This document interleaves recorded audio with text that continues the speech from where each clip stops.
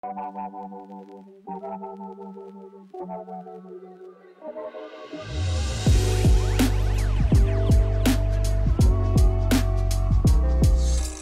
morning. Well, it's morning while I am recording this, but hello to everyone listening at any time of day. My name is Grant Davis, and I am the host of the Creative Healing Podcast. Thank you so much for listening. Today, I am looking and hoping to begin a conversation surrounding some of the foundational concepts that I use as an acting instructor. You know, I've previously spoken on my belief, my sincere belief, that the present is a gift. And it is also one of the greatest ways and most impactful ways to approach any form of creativity. And while initially discovering my process as a teacher, I knew I wanted to create a format that could discuss the best options to help us access the present in the most simple and in the most constructive ways possible. And so after some time, and with the help of many people, I was able to discover and establish the four main conduits to the present: the breath, the body, the senses, and the sensitivity. I also love a good alliteration, so I definitely took that into consideration. So over the next few months, I hope to delve into each conduit and break down their purpose, as well as the best ways to apply them to our form of creativity. So today, I welcome you to join me on the journey into the present by discussing the first conduit, the breath. I am a believer that acting, like many forms of creativity, like most forms of creativity, is a meditation via the breath. When we breathe, we are much more likely to connect to the present moment. And guess what? There is some science to back that up. In a National Library of Medicine article, it says that the main effects of breath work cover central nervous systems as well as psychological status.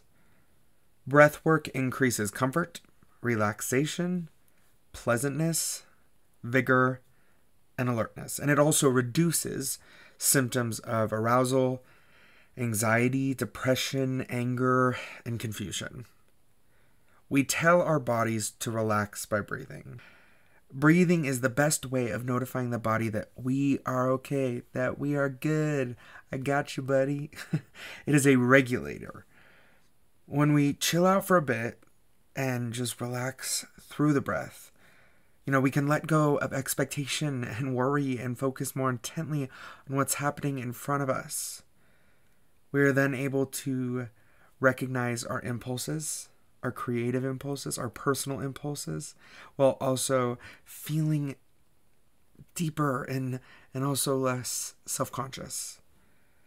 This is the very definition of presence.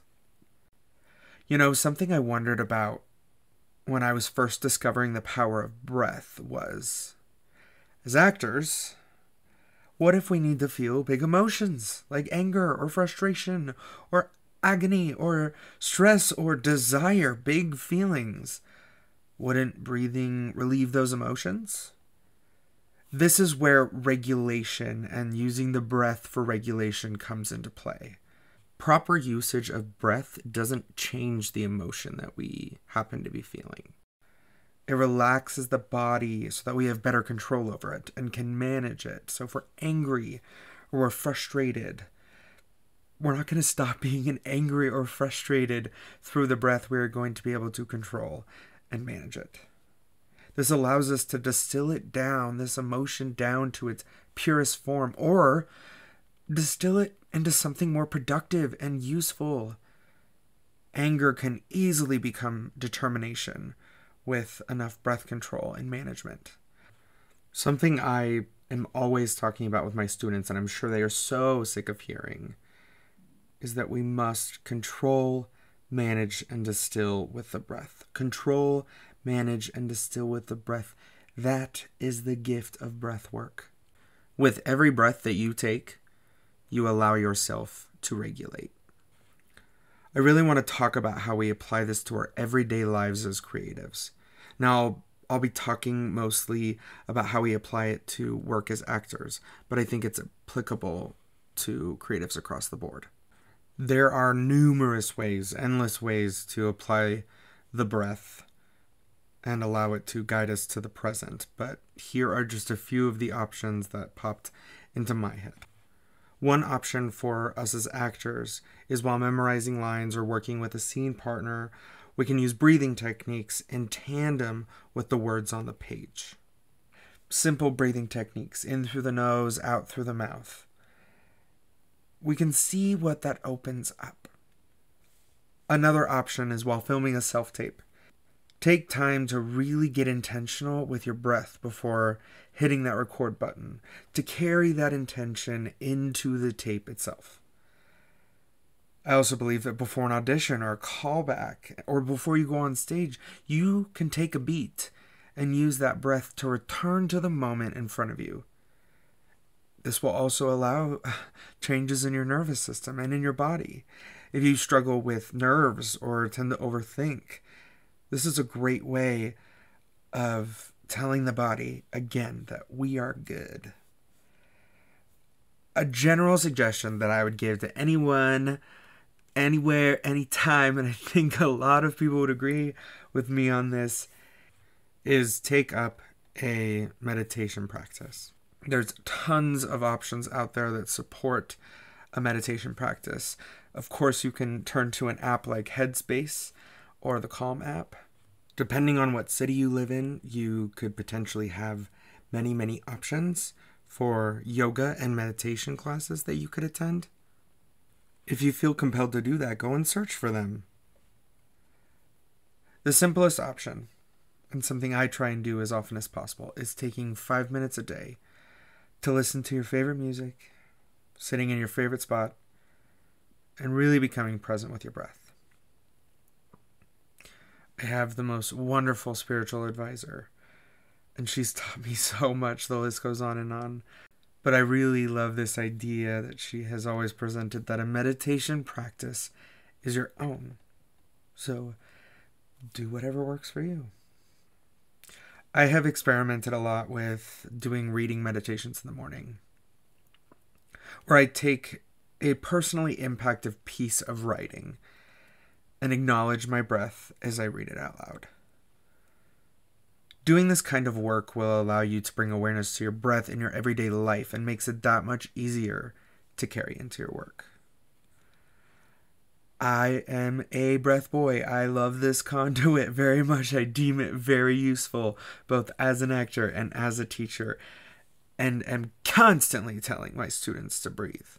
Breathe. Breathe. Bring awareness to your breath.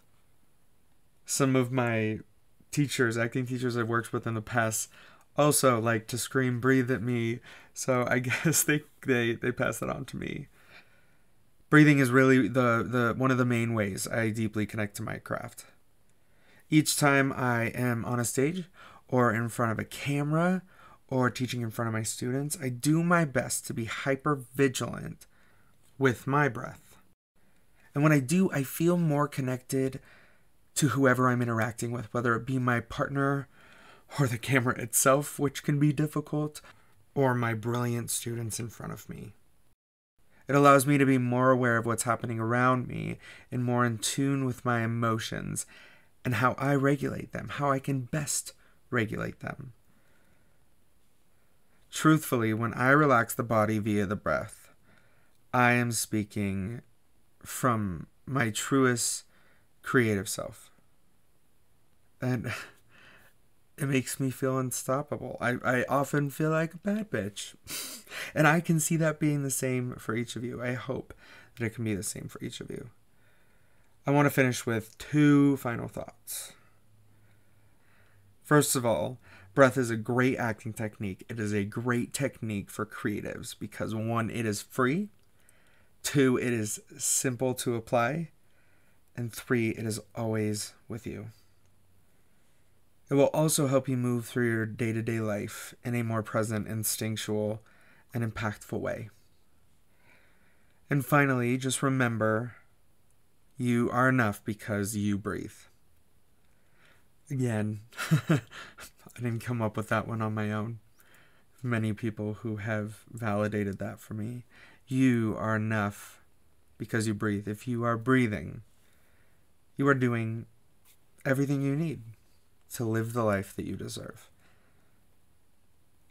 Thank you so much for joining me in this first episode discussing the conduits. I hope you enjoy it, and I hope you enjoyed enough to return and take a listen to my approach with each of these conduits into the present.